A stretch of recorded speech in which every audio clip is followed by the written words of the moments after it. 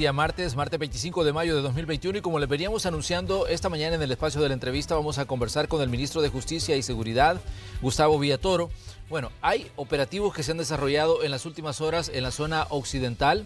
Tenemos datos también de operativos que se han desarrollado en la zona de Soyapango y siguen interrogantes en torno a casos como el de Chalchuapa, que sigue dando muchísimo de qué hablar. Vamos a tocar parte de estos temas y también de estas operaciones que se han desarrollado en las últimas horas. Pero ponemos algunos hechos en contexto y luego saludamos a nuestro invitado de esta mañana. La semana anterior, el ministro de Justicia y Seguridad, Gustavo Villatoro, descartó la posibilidad de que en el caso Chalchuapa sea un modo operandi que repercute en casos de desaparición en El Salvador. Ante este caso que involucra a un ex agente de la Policía Nacional Civil, en cuya vivienda se han encontrado al menos 27 cuerpos, entre ellos varias mujeres y además niños y niñas con signos de violencia, Villatoro adelantó que crearán una unidad de análisis de conducta con el objetivo de detectar comportamientos anormales.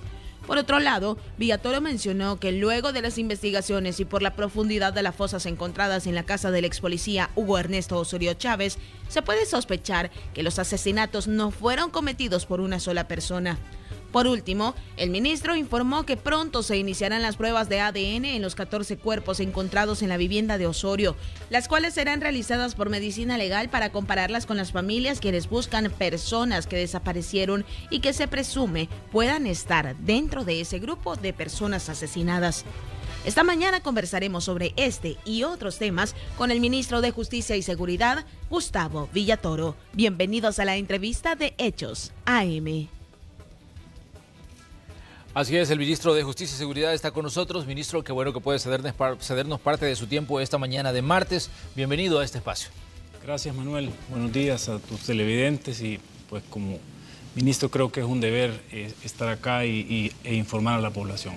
Ministro, comencemos hablando de los operativos que han desarrollado en las últimas horas. Teníamos imágenes de un operativo que se desarrolló en Santa Ana. De hecho, la Policía Nacional Civil estaba publicando algunos datos y información sobre algunas capturas que se han hecho en la zona occidental. Tal vez si nos habla de estas operaciones, las zonas donde se han desarrollado, ¿cuál es, digamos, la información que tenían ustedes de la operación de estructuras criminales en esta parte del país? Sí, como ustedes saben, pues nos compete operativizar y trabajar de la mano con la Fiscalía a nivel nacional. Y estos trabajos se desarrollan a nivel de las unidades de investigación locales, en este caso el Departamento de Santa Ana, junto con la Oficina Regional de Santa Ana, y es así como ellos nos entregaron aproximadamente entre 45 y 50 órdenes de captura administrativa entre varios delitos por homicidio, agrupaciones, privaciones de libertad, etcétera, etcétera. Incluso otras no relacionadas al quehacer de pandillas, pero sí relacionadas al tema de la violencia sexual o violación, ¿verdad? Claro. En las primeras horas de la madrugada ya teníamos aproximadamente 43 personas detenidas y se destacan siempre el tema de las armas de guerra que estamos viendo con mucha frecuencia, claro, como estos grupos irregulares pues tienen posesión de ellas y eso pues naturalmente nos lleva a estar trabajando ya en algunas reformas para mejorar un poco vamos a decirlo así, el restringir el acceso a estas armas. Restringirlo, pero también adecuar la pena del delito, porque lo tenemos muy bajo y eso, sinceramente, en este país que viene de 30 años de políticas erróneas en materia de seguridad, lo cual ha permitido un aceleramiento de todo este tipo y una falta de interés a la vida que no podemos permitir que cualquier persona ande un arma de fuego. Esto no, en la sociedad o en El Salvador que queremos construir dentro del Plan Control Territorial, este tipo de cosas no las vamos a permitir y por supuesto vamos a aprovechar la invitación esta semana a la Comisión de Seguridad de la Asamblea Legislativa para ir a plantear estos temas que sinceramente pues nos darían mejores herramientas y mandaríamos un mensaje bastante claro, ¿ya? Porque no es normal encontrar a un sujeto con un fusil de guerra en su posesión. Sabemos para qué se usan las armas, no es para ir a vender ningún tipo de productos buenos a la población, sino más bien es para realmente pues quitarnos lo más preciado que tenemos, que podemos tener como humanos, y es nuestra vida. Ministro, me imagino que ustedes ya tienen el proyecto y el planteamiento que van a llevar en este caso a la comisión respecto a estas reformas que quieren hacer para pues hacer más severos los castigos por la portación y la tenencia de las armas, entonces. Es correcto, Manuel. Ya tenemos nosotros una propuesta, naturalmente la vamos a ir a plantear al seno de la comisión, y está también el tema de la utilización de menores para fines criminales, ¿verdad? Esto tampoco lo vamos a permitir y no es parte del país que queremos construir, y ahí es donde tenemos que ir apostándole. No solo es el tema de revisar las penas y revisar y actualizar algunos delitos. Y aclaro que estas son medidas casi que emergentes a corto plazo, pero a mediano plazo nosotros ya estamos trabajando en toda la adecuación de los códigos penal, procesal penal, y alguna ley especial que nos permita un procesamiento del principal fenómeno que nos aqueja como sociedad, y es naturalmente el accionar de estos grupos irregulares, y precisamente cuando ellos deciden el tema de estar matando, de estar desplazando gente de sus casas, de estar cometiendo después de un homicidio una desaparición.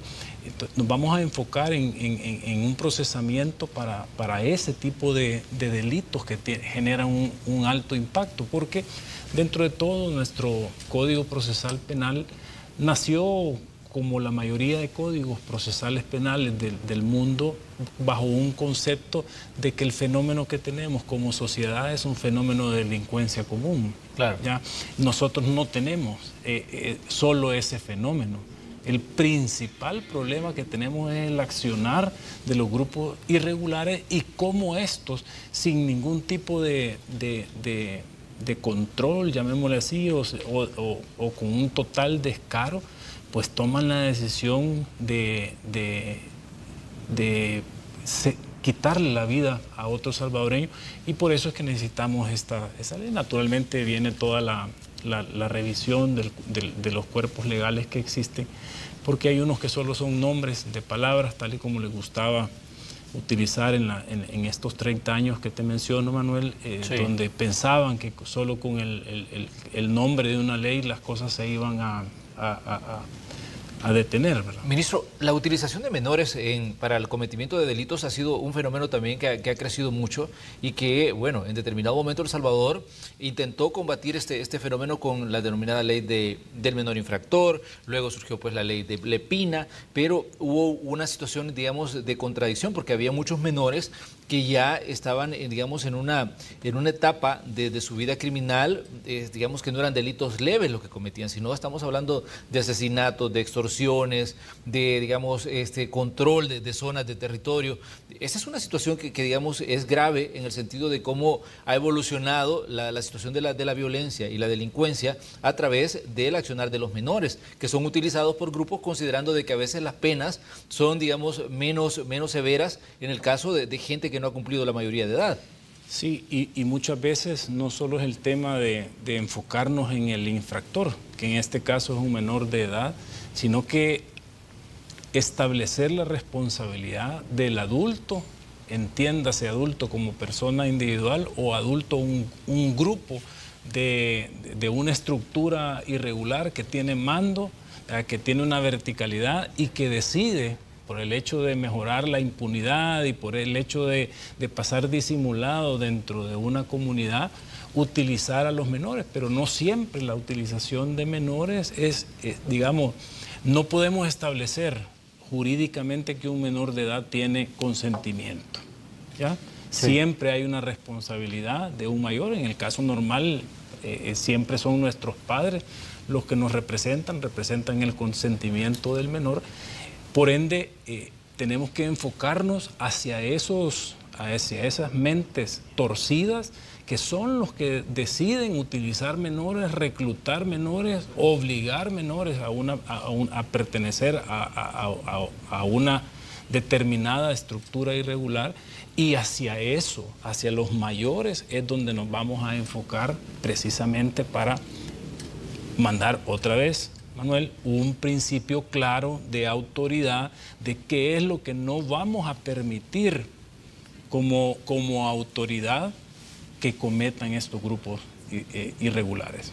Ministro, Soyapango, esta semana o en los últimos días hemos visto operativos en las colonias como la Monteblanco, la Guayacán, la Kiwanis, donde también había presencia de estructuras criminales y de pronto pues se da un despliegue de seguridad en este que es un municipio populoso, un municipio que ha tenido problemas de violencia durante años, pero una situación que en los últimos días podríamos decir que como que hubo un repunte de situaciones que ocurrían ahí. Digamos, ¿qué los lleva a ustedes a montar este operativo en Soyapango, que como decíamos es otro municipio donde la gente está pues muy a la expectativa de lo que se hace en materia de seguridad pública? Sí, en Soyapango ya existía una orden de trabajo policial en la zona, no precisamente en el sector que se intervino el domingo, pero ya existía un trabajo. Lo que llegamos a hacer es establecer como un perímetro, que son aproximadamente 4 o 5 colonias populosas en Soyapango y que albergan aproximadamente a más de 120,000 personas, y el objetivo era justamente ir en busca de estos grupos irregulares que andan acechando, que andan llevando zozobra a las comunidades, y por eso es que nos activamos como gabinete de seguridad a hacer estos procedimientos. Es un operativo de cierre, si lo queremos ver en términos prácticos, y estableciendo el cerco. Todo lo que está dentro pues es sujeto a chequeo, a verificación. No es algo, es algo que estamos haciendo en diferentes puntos, ¿verdad? Y que precisamente eso es lo que busca, es una especie de caza fugitivos, y establecer también todas aquellas casas famosas destroyers, la utilización de casas casi que a la fuerza, una especie de usurpación por grupo irregular, y andamos llevando naturalmente esa tranquilidad a las zonas, para precisamente poder sacar de las comunidades a todos estos sujetos antisociales que no comprenden que la vida en sociedad pues no está relacionada con su hacer criminal. Ministro, vamos a ver en estos últimos, o vamos a ver a futuro, un arrestamiento de la actividad policial, esos operativos que hemos visto en Soyapango, ahora lo vemos ahí en Occidente, y ustedes tienen, digamos, en su plan de trabajo el incrementar este tipo de operaciones. Es que ese tipo de operaciones, Manuel, son procedimientos, llamémosle así, normales, rutinarios. Recientemente también en la Cordillera del Bálsamo, por ejemplo, anduvimos trabajando siempre en conjunto con el ejército y logramos desactivar todo un grupo de pandilleros que mantenía en zozobra a varios cantones de esa cordillera. Y por supuesto que donde nosotros tengamos información, porque aquí de lo que se trata, Manuel, es que la inteligencia, que el análisis, que el sentir en todo lo que uno escucha en redes, pues eso también nosotros podamos operativizarlo, pero es esa inteligencia la que guía el trabajo policial en el terreno, y tal vez eso sí sea una parte de las cosas que estamos cambiando, y es que estamos yendo más en base a inteligencia a intervenir ciertas zonas, precisamente porque ahí es donde nos dicen que existe alguna, y muchas veces incluso tenemos hasta los datos del prófugo que está generando algún tipo de zozobra en la zona, y de eso se trata, orientar a nuestros equipos en tierra desde la figura de la inteligencia. Ministro, hablando de la operación policial y hablando del trabajo de la Policía Nacional Civil, en estos últimos días ha generado, digamos, un poco ¿cómo podemos decir?, de efervescencia en la opinión pública el hecho de que Estados Unidos anunciara que retiraba la ayuda a través de USAID a instituciones como la Policía Nacional Civil. ¿Cómo evalúa usted esta situación y si esto va a tener un impacto en el trabajo de la policía o en el desarrollo de sus actividades? Sí, bueno, estas son decisiones que no me competen como ministro tomarlas. Lo que sí le puedo garantizar a la población de que nosotros vamos a seguir trabajando. Si bien es cierto, se pierden algunos apoyos, algunas consultorías, pero eso no quiere decir que nosotros estamos esperando que nos vengan a resolver el problema desde afuera. Tenemos la suficiente capacidad como policía, como ministerio, para poder enfrentar y arreglar este problema entre salvadoreños. Cualquier ayuda siempre es bienvenida, pero no estamos fincando nuestro trabajo en base a lo que nos puedan ayudar. Pero, ¿qué tipo de ayuda es la que recibía en este caso la policía, ministro, de parte de agencias como USAID?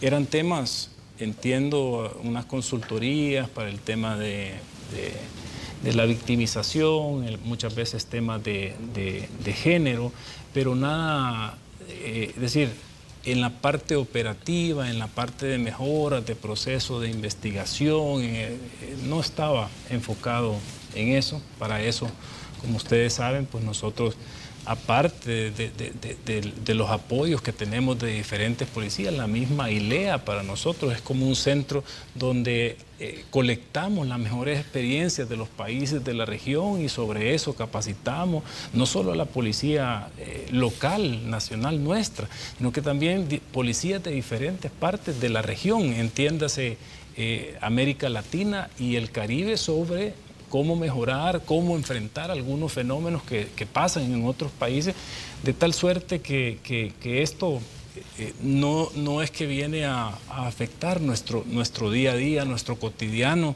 como policía, que no solo tiene que ver con el despliegue y las técnicas de despliegue en el territorio, sino que ese despliegue tiene que ser guiado por nuestras unidades de inteligencia y, por el otro lado, todo el fortalecimiento de la capacidad de nuestros investigadores, y ahí es donde también entra ya el Centro de Investigación Forense, que sin duda, pues con esta tecnología de última generación van a ser herramientas vitales para dejar de utilizar el clásico testigo dentro de la figura penal y apostarle más a la prueba científica. Dentro de ese concepto también es que va a estar la unidad de análisis de conducta, que también nos va a ayudar a ir modernizando la persecución penal y reducir esa victimización o revictimización a la que muchas personas que han sufrido un delito pues son sometidas, pero esa es parte del reto que tenemos como ministerio y todo el gabinete de seguridad. Ministro, en estos últimos días también ha habido casos como el caso de una maestra allá en Cojutepeque que le asesinaron cuando había sacado dinero de un banco. Sabíamos que este fenómeno se había dado en años anteriores, que la gente de pronto hacía una transacción bancaria, la perseguían y de pronto le quitaban el dinero, o pues en el peor de los casos, como en este caso de la maestra, pues le asesinaban. Ayer esto generó, digamos, una serie de reacciones en la gente de Cojutepeque, que estaba pues pidiendo que se haga justicia en este caso, como en todos los casos donde se comete, digamos, crímenes, pues el ciudadano, todos pedimos que se haga y que se aplique la ley, en este caso a la gente que comete este tipo de situaciones. ¿Cuál es la respuesta que le dan ustedes como autoridades de seguridad pública a esa población que de pronto se ve conmocionada por el asesinato de una persona que era muy conocida, una persona que tenía, digamos, trabajaba formando a nuevas generaciones de estudiantes? Sí, Manuel, como primer punto creo que es un hecho lamentable, es lo que hablamos y hemos venido insistiendo, tal vez como sociedad, a raíz de todos estos manejos erróneos de las políticas en materia de seguridad pública, pues de alguna manera como que nos acostumbramos a estar viendo las muertes como un número desconectado completamente del quehacer, de lo que representaba esa persona hacia adentro de la comunidad, hacia adentro de su familia. Es decir, es un hecho lamentable, son de las situaciones a las cuales se les está dando toda la prioridad y todo el recurso que tenemos como Estado disponible para poder esclarecer ese hecho lo antes posible.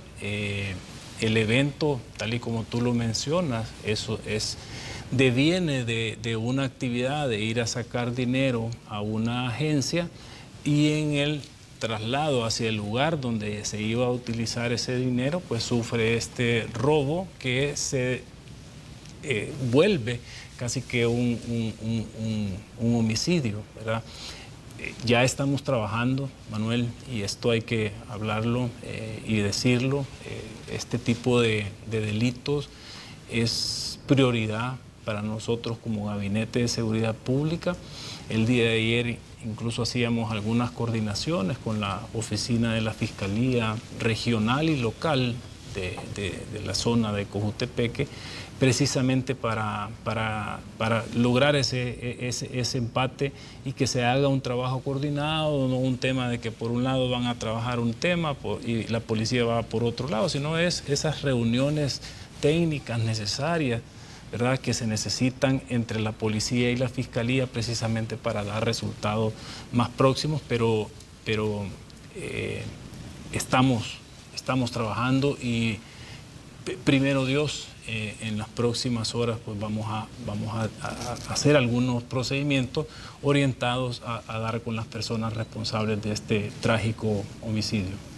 Ministro, el tema homicidios sabemos que ha sido, digamos, o ha dado un giro desde la llegada del presidente Nayib Bukele. Ha habido una reducción considerable en los crímenes que se han cometido.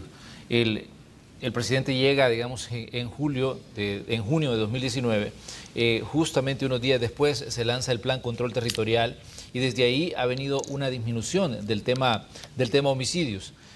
Se ha reducido, digamos, a una mínima expresión, pero de pronto hay repuntes y eso es lo que hemos visto en estos últimos días respecto a crímenes que se cometen en diversos puntos del país, en circunstancias totalmente distintas cada uno. Pero ¿cómo ven ustedes este fenómeno y, digamos, qué acciones se pueden tomar desde la policía o el enfoque que se le puede dar al Plan Control Territorial para enfrentar el fenómeno de los crímenes que se cometen de pronto en una comunidad, que se cometen ahí en una zona rural, donde tal vez la gente ya estaba acostumbrada a que la situación se había calmado un poco y de pronto pues se da el surgimiento de estos hechos como lo que escuchábamos del caso de la maestra?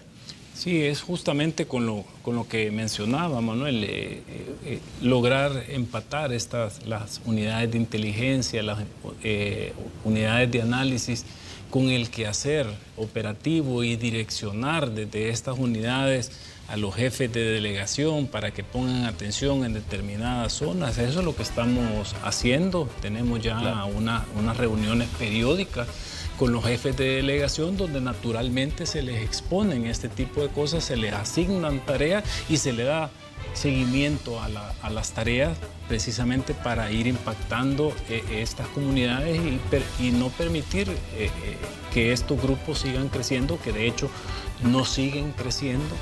Esto hay que hablarlo como es, sino que más bien poder quitarnos este manejo erróneo de las políticas de seguridad, pues nos va a llevar un tiempo, pero hacia donde vamos es a poder liberar el trabajo de los investigadores que los tienen empantanados. Recuérdense que venimos de una política criminal donde por efectos, vamos a decirlo así nuevamente, políticos, toda manifestación lo hacían delito, de tal suerte que ya no tenemos, aunque están en el Código Penal, las faltas, ¿ya?, que también son instrumentos, también son infracciones penales, no se usan, ¿ya?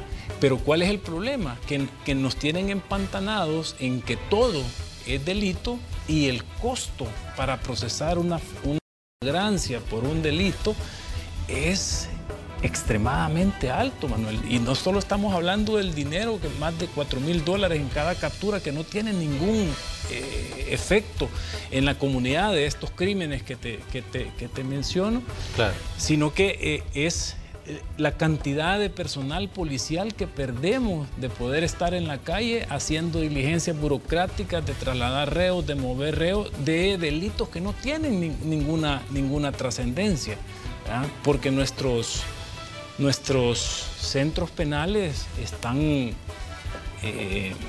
digamos, si queremos ver a cuáles delitos tenemos que apostarle como gabinete de seguridad y como Estado en materia de persecución de criminal, pues son aquellos delitos que nos representan a nosotros, esas ofensas a la vida, a la integridad física de menores y mujeres, y en ese grupo también va el delito de extorsiones, y vamos a utilizar toda la creatividad, la experiencia, precisamente para poder enfrentar de mejor manera a estos criminales y estos crímenes, ¿verdad? Sí. Para ir poco a poco ganando ese terreno. No es fácil revertir algo de 30 años de políticas erróneas y con todavía el descaro y la desfachatez con las que gobiernos del FMLN pues negociaron, pactaron con pandillas, y muchos de los fenómenos que hoy estamos atendiendo, incluyendo el de desaparecidos, no debemos olvidarnos de dónde nació. Que a nosotros nos toca que resolver y enfrentar el fenómeno, eso está clarísimo, pero tenemos que también con esa claridad tenemos que decirlo, esto nace gracias a esa tregua torpe, oscura, hecha por ex servidores públicos de una manera irresponsable, donde pusieron por delante los intereses electorales y por último los intereses de la comunidad y sobre todo la vida de los salvadoreños. Muy bien, vamos a hacer una pequeña pausa comercial. Conversamos esta mañana aquí en Hechos AM con el ministro de Justicia y Seguridad. Tenemos pues más preguntas sobre otros casos que están ahí en la opinión pública en esos días. Así que vamos a la pausa, volvemos enseguida.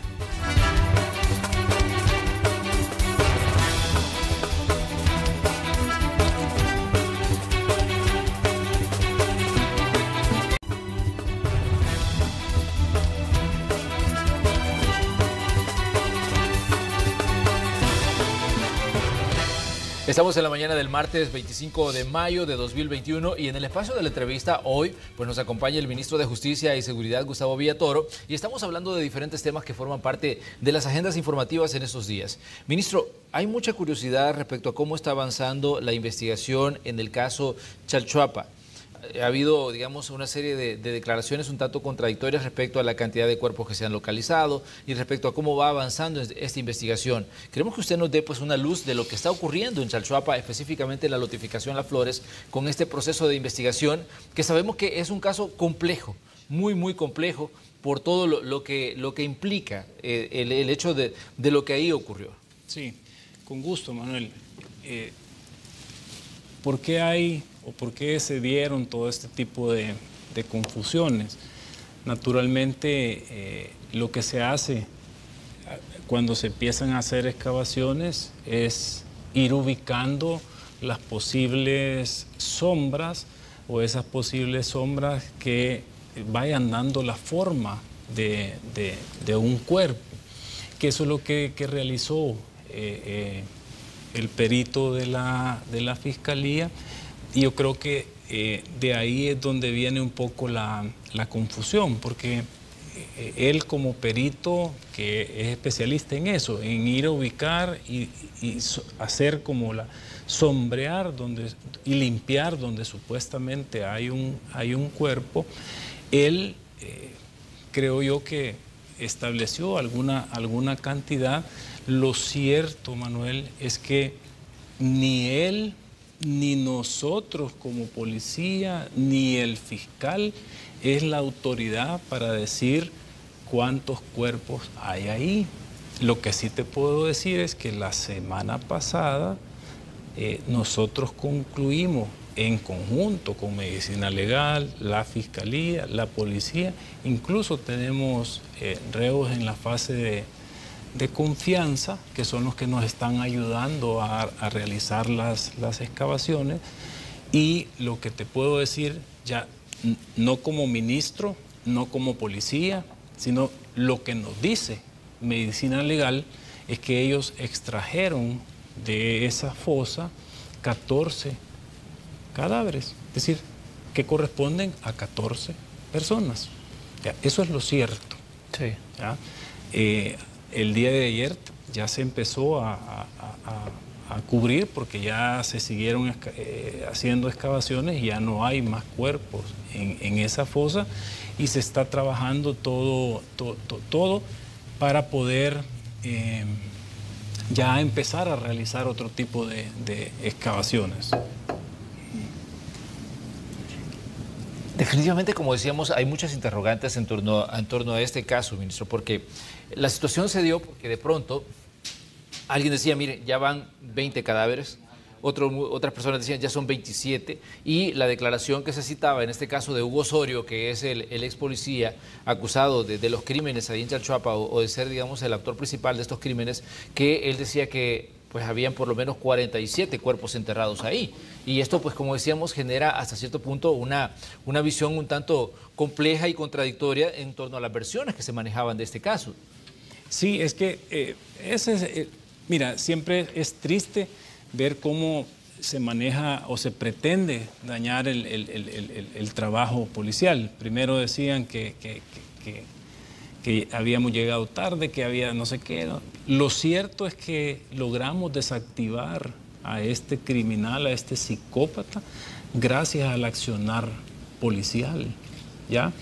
Y en ese mismo momento, en casi las primeras 6 horas luego de la captura, nos hacemos presentes y activamos todo un otro operativo en virtud de tal vez solo un paréntesis, esta es la zona que se está trabajando. Ayer mismo, como ustedes ven, ya hicieron otro corte para poder trabajar otras zonas donde también presumimos que hay cuerpos.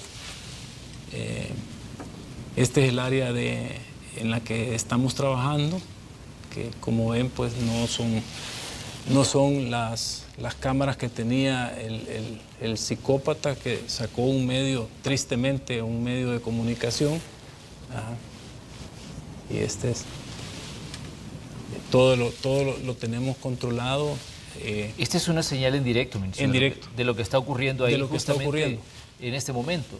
Correcto. Sí, esto lo vemos las 24 horas del día.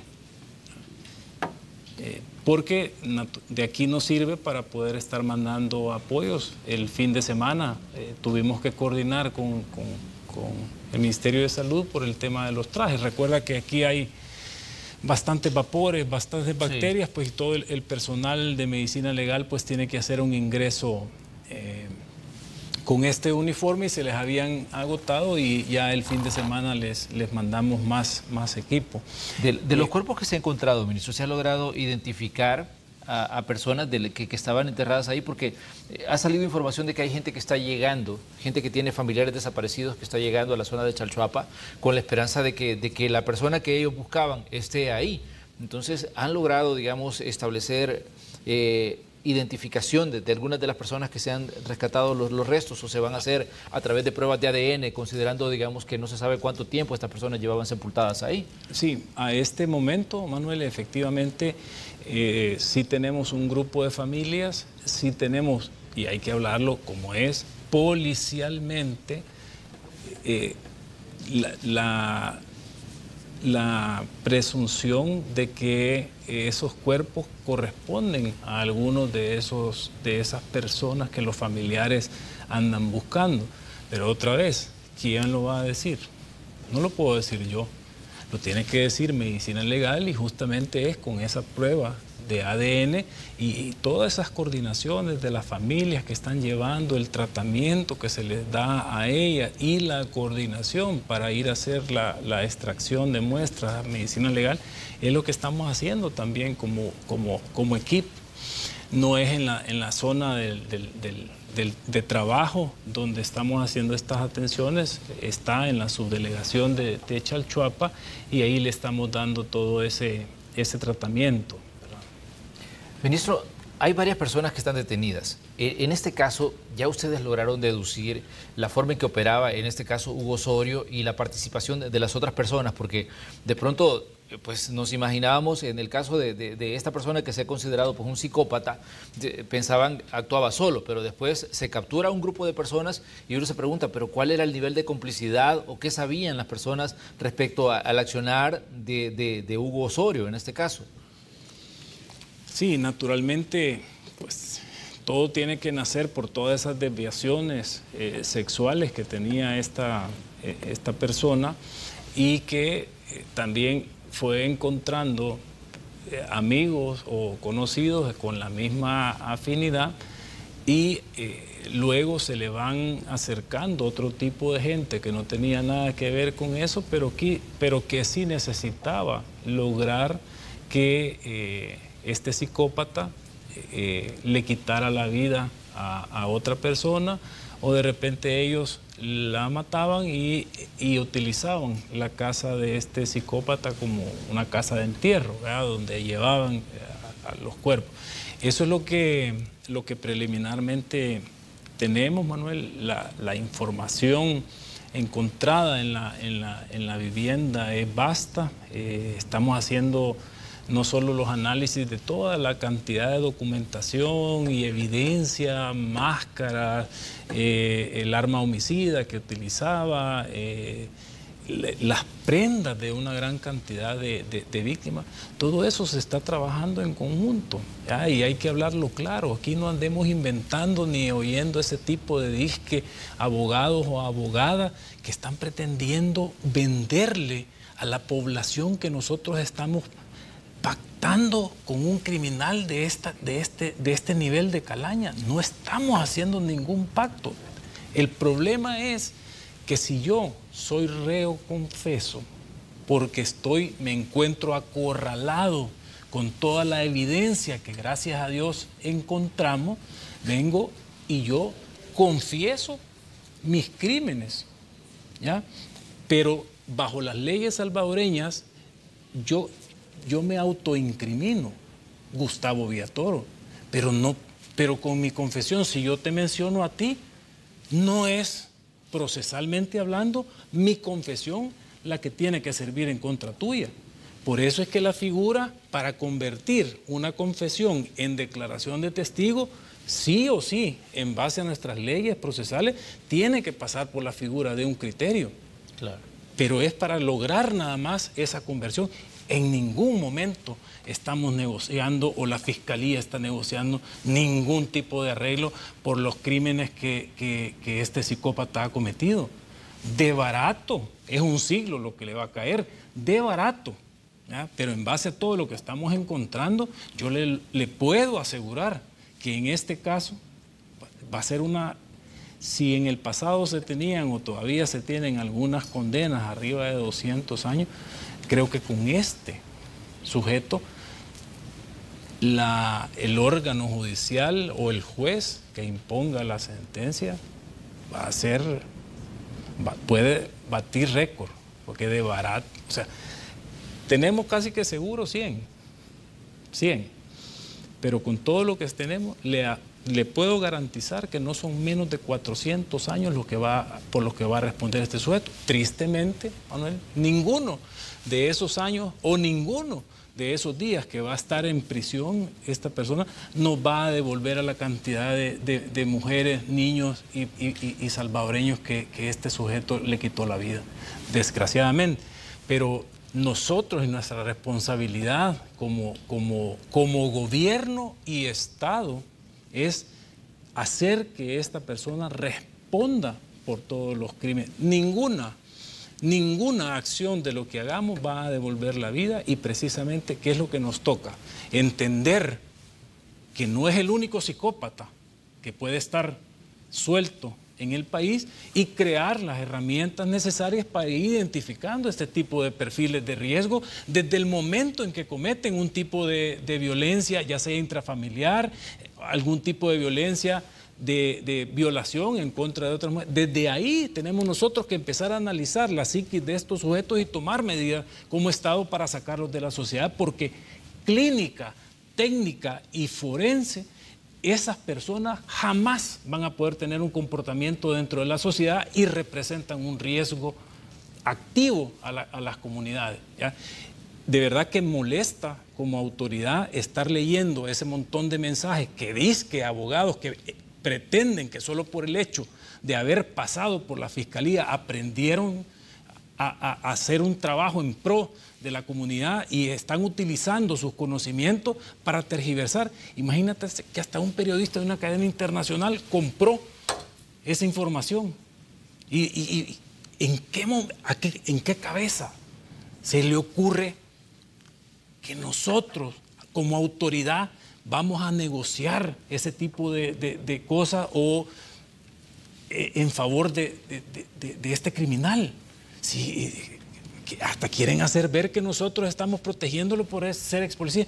No, si nosotros seguimos limpiando nuestra policía día con día y sacando y haciendo investigaciones, capturando policías activos, ex policías, no estamos protegiendo a ningún ex policía ni a ningún ex funcionario. Vamos a ir contra todo. El problema es que no les gusta ver que la fiscalía y la policía trabajen de la mano. Ministro, generó un poco de controversia también el hecho del caso de Israel Ticas, que se decía, se le ha silenciado. En este caso, él es el criminólogo forense que está ahí trabajando en la escena de Chalchuapa, en la notificación Las Flores. Y de pronto, pues, él da una declaración.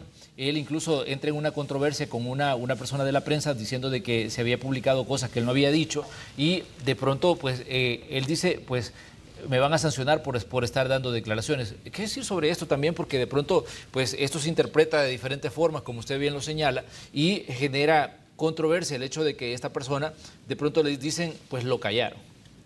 Sí, vea, esas son decisiones del fiscal general. Yo creo que en la conferencia lo dejó claro. Lo cierto es, Manuel, que esas eran, ese tipo de conductas eran del pasado, y él como perito y sobre todo trabajando en una pericia continua, no puede salir a los medios a dar ningún tipo de declaración, precisamente, primero, porque no es el indicado; segundo, porque está trabajando, no ha terminado su pericia, y todavía más allá, quien acredita la cantidad de cuerpos es medicina legal, ¿ya? Entonces esto no es callar, sino ordenarnos, porque nosotros tampoco como autoridad podemos decir, miren, fíjense que ahí hay tantos cuerpos. No, tenemos que esperar.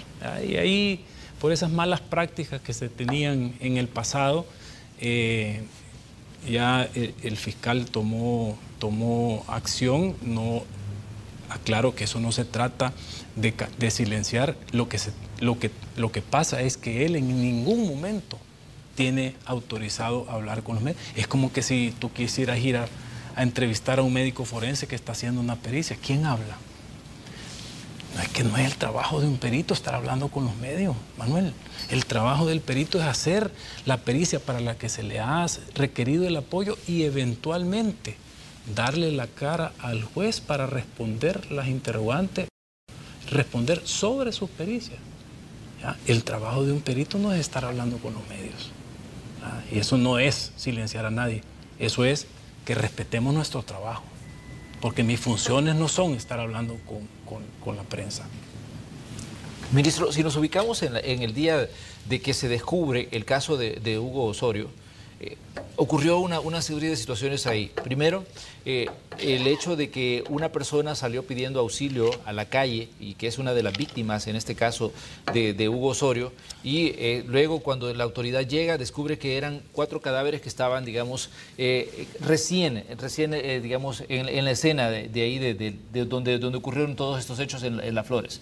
Primero se dijo que era una mujer y sus 2 hijos, un joven y una jovencita que fue, digamos, asesinada luego de salir a pedir auxilio. Pero había un cuerpo más, y se dice que este podría ser el hermano de Hugo Osorio. ¿Se ha logrado acreditar esto, si era el hermano efectivamente el que estaba ahí? Eso es lo que se supone, ¿verdad? Y solo aclaro, cuando intervienen nuestros equipos de 911 con los equipos tácticos, la escena con la que se encuentra son con las de 2 personas del sexo femenino asesinadas y el agresor. Sí. Esa es la escena con la que se encuentra nuestro personal policial.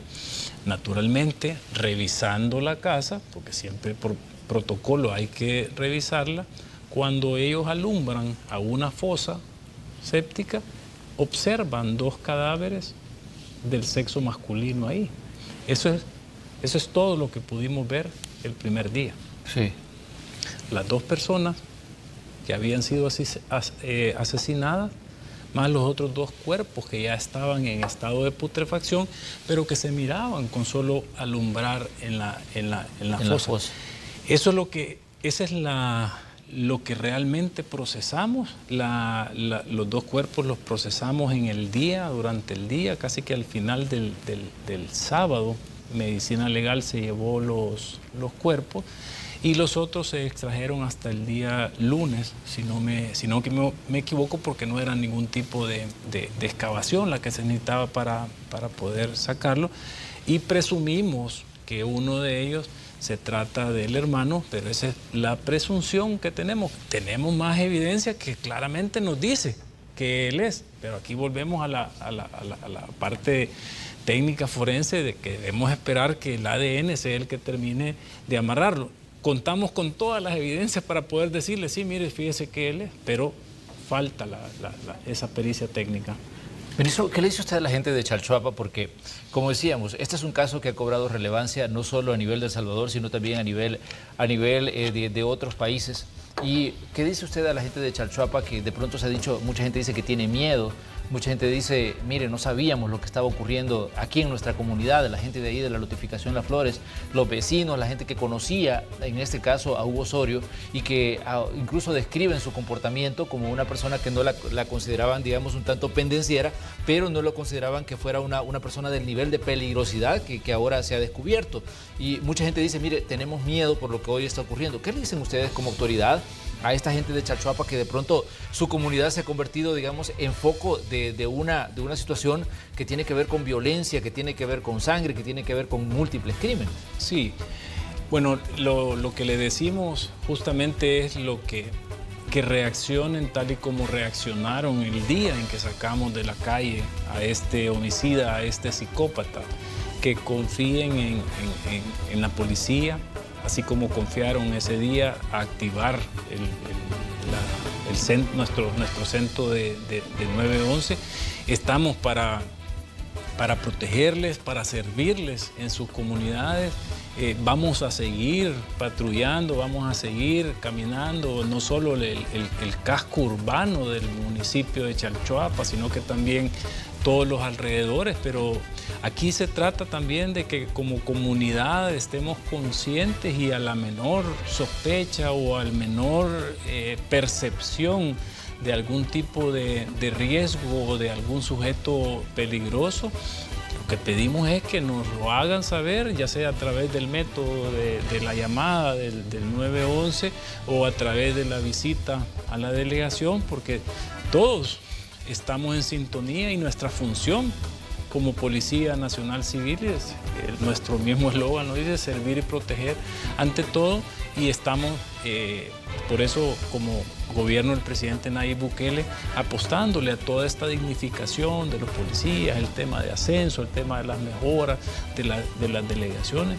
precisamente para que nuestro personal esté motivado y tenga todo para poder responderle a la comunidad a las que nos debemos y no solo el tema de reaccionar ante una llamada, sino también que ellos se vayan diluyendo como seguridad dentro de las comunidades y se pueda ir incrementando esa confianza que tiene que haber entre la comunidad y los cuerpos de seguridad.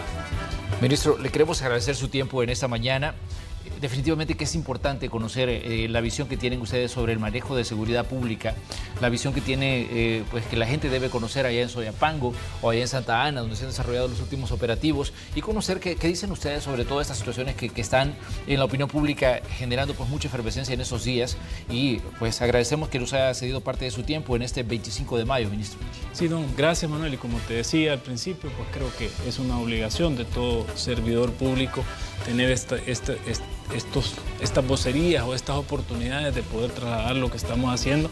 Lo que sí es manifestar el compromiso férreo que tenemos como Gabinete de Seguridad en seguir apostándole a pacificar nuestras comunidades y sacar de la calle a todos estos que creen de alguna manera que tienen la potestad de quitarle la vida a un salvadoreño o de abusar sexualmente de una menor o de una mujer.